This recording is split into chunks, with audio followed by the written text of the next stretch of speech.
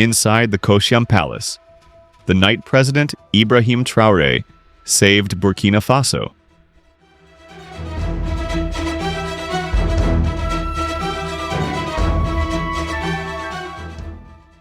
Whispers in the palace. In the heart of Ouagadougou, behind the stoic walls of the Koshiam Palace, a different kind of war was brewing. Silent, cunning, and dangerously close. It was not waged on dusty battlefields or with foreign invaders. This war crept through corridors of power, hidden behind smiles, buried under uniforms that once stood for loyalty.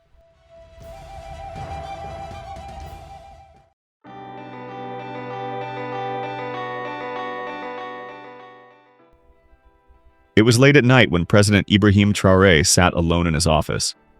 The lamps cast long shadows across the floor, and the hum of the ceiling fan broke the eerie silence.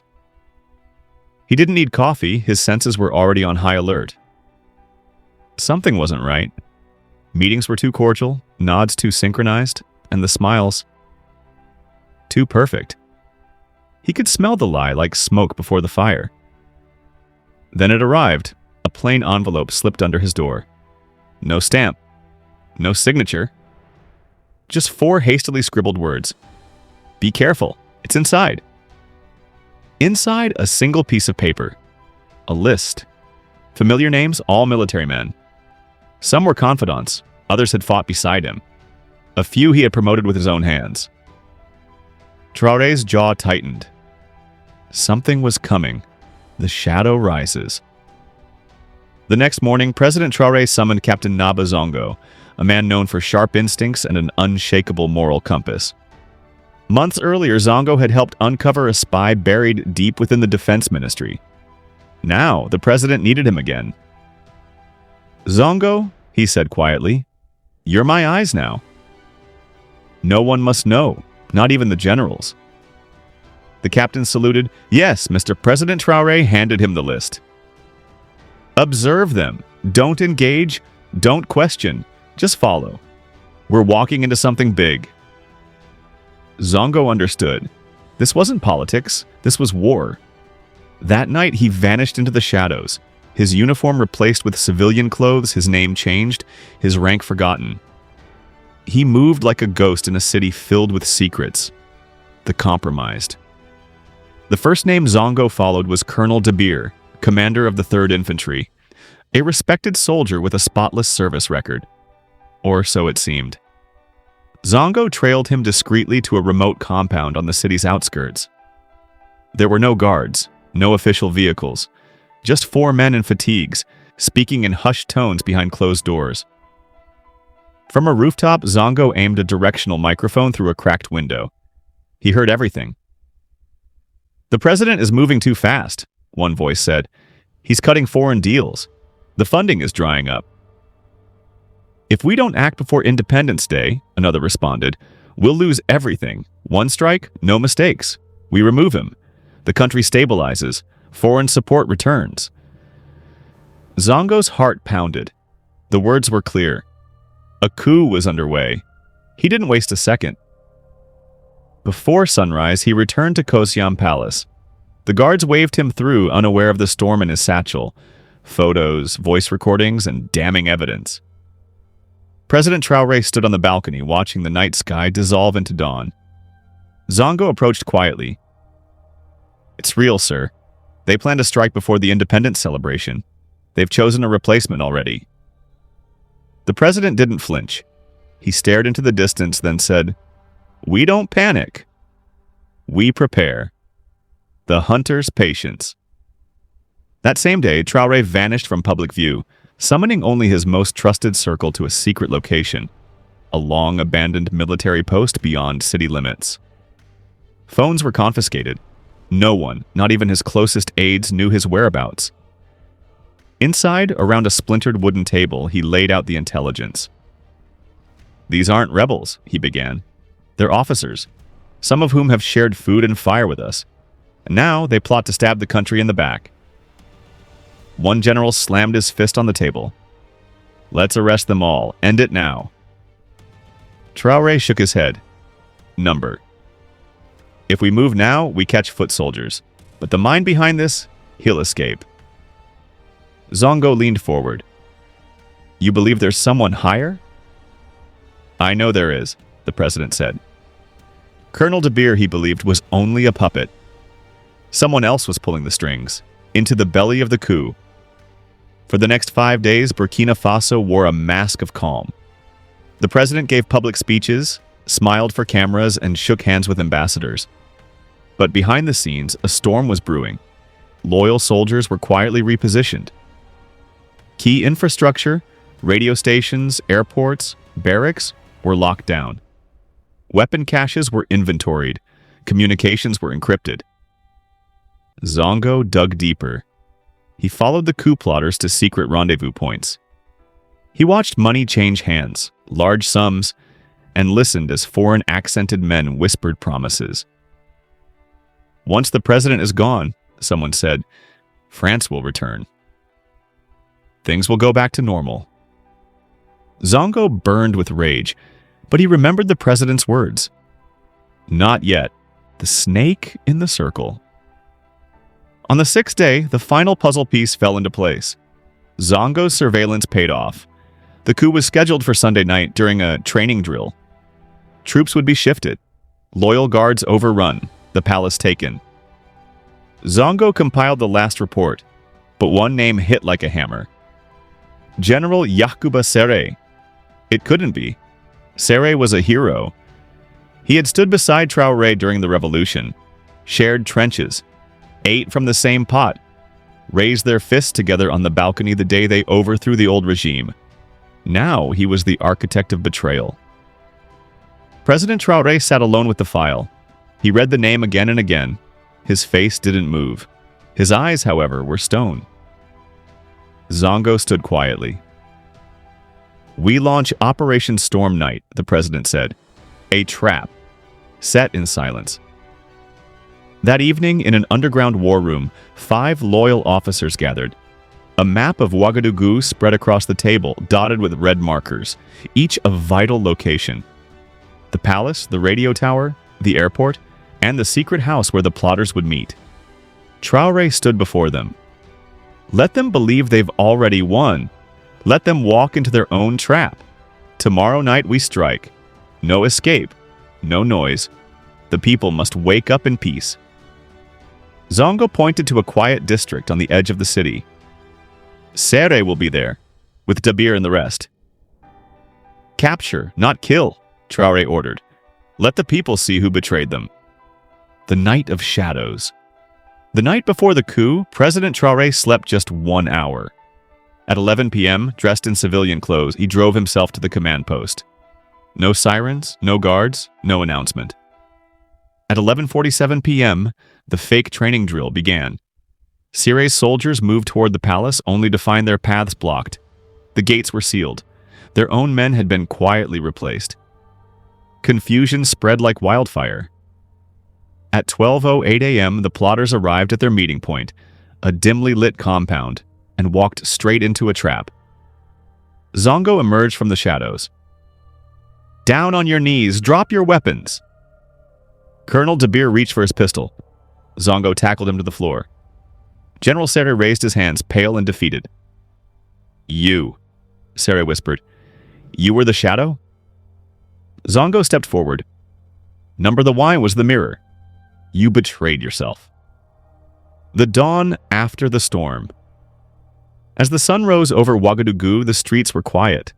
Shops opened. Children walked to school. Radios played soft melodies. No one knew the country had just avoided catastrophe. In a distant military compound, the coup leaders were shackled. No press, no fanfare. At 7:30 a.m., President Traoré walked into the press room. No suit, no ceremony. Just his army uniform and the truth. Last night, he said calmly, your country was almost stolen from you. A group of men, trained, armed, and wearing our colors, attempted to undo everything we've built. He paused. They didn't come from outside. They came from within, from people who smiled at us during the day and plotted our downfall at night. The room fell into stunned silence. But they forgot one thing. Burkina Faso is not for sale. Not to foreign powers, not to fear, not to money. Some journalists wiped tears. Others stared in disbelief. They will face justice, not for revenge, but to protect truth, to protect the people. Then came the line that would echo across the country. You cannot kill a tree that has roots in the people, the star that shines. That afternoon, President Traoré visited the army barracks. He addressed the loyal soldiers. You held the line. You didn't fall into darkness. And because of that, the light still shines. He gave each of them a small pin, a black star on red. These men tried to use your uniforms to betray your country. Today, your uniform stands for courage. The nation erupted in support. Across social media, his speech went viral. Foreign news outlets scrambled to catch up. People who had doubted him before now saw a man who didn't just talk of revolution. He protected it with his life. Epilogue: The Man in the Shadows. But one question lingered. How did the president know? How did he stay 10 steps ahead? It wasn't just the list, not just Zongo. There was someone else. Someone even the plotters trusted. Someone inside the shadows. In a quiet room, President Traoré sat with Zongo one last time. They reviewed all the files. Zongo slid a sealed envelope across the table. One name, he said. A name he never included in the original reports. A name known only to the president. Traoré opened it slowly. Inside was the identity of the man who had infiltrated the coup from the inside. A man who whispered lies to the traitors and fed the truth to the president. A man whose name may never be made public. But without him, the flag would have fallen. Inside the historic Kosham Palace, where marble floors echo with footsteps of past leaders and gold-stitched flags whisper stories of revolutions and rebirth, one of the most pivotal chapters in Burkina Faso's history unfolded silently. President Ibrahim Traoré, calm yet unyielding, proved to his people and the world that leadership is not about title or power. It is about courage, wisdom, and foresight. What seemed like an ordinary few days to the average citizen was, in truth, a ticking clock toward destruction. And yet, with every tick, a countermeasure was already in play. This was not a story of gunfire and explosions. It was a story of whispers, shadows, and silent resistance. From the moment that anonymous envelope was placed in the president's hands, the narrative shifted from routine governance to a chess game played in darkness. Every name on that list represented a potential crack in the foundation of a fragile nation. Yet, instead of reacting with fear or fury, President Traoré moved like a seasoned hunter, quiet, patient, and precise. Captain Naba Zongo, the unsung hero of this tale, became the eyes and ears of a presidency on the edge of betrayal. With grit, strategy, and unwavering loyalty, he danced between suspicion and secrecy, unveiling a web of treachery spun by trusted generals. What Zongo discovered was more than a coup. It was a betrayal rooted in nostalgia for foreign influence, for a time when Burkina Faso's strings were pulled from abroad. The names uncovered, the plans revealed, the recordings captured, all led to the revelation of a traitor so close to the heart of leadership that the sting of betrayal cut deeper than any bullet could. General Yakuba Sere, once a brother in arms, once a symbol of unity, was found to be orchestrating the downfall of the very man he once saluted. His face may have fooled the public, but his actions exposed a hollow patriotism that valued personal power over national progress. And yet, the brilliance of Operation Storm Night wasn't just in its success, it was in its silence. No riots, no blood on the streets, no panic, just swift justice delivered in the dead of night. The coup dissolved not with chaos, but with calculated calm. The next morning, the people of Burkina Faso woke to the same sun, walked the same streets, and listened to the same national radio. But the truth had shifted. Their leader had shielded them from the storm without them ever hearing the thunder. In the aftermath, the world watched in awe. Images of President Traoré, composed and commanding, flooded every platform. Social media erupted in support, Regional allies took notice, and the people, once skeptical and weary of leadership, found new reason to believe. Because when the moment of truth arrived, their president didn't hide behind press statements or bodyguards. He stood at the front lines, choosing vigilance over vengeance, wisdom over warfare. This story is not just about stopping a coup, it's a masterclass in leadership. It is about knowing when to trust, when to wait, and when to act. It reminds us all that patriotism is not worn on a uniform. It is etched in choices made when no one is watching. And for those who still ask how Traoré knew, how he stayed 10 steps ahead, the answer remains in sealed files and unspoken alliances. Maybe someday we'll know the full story. Maybe not. But one thing is certain. Burkina Faso was never asleep, and neither was its leader.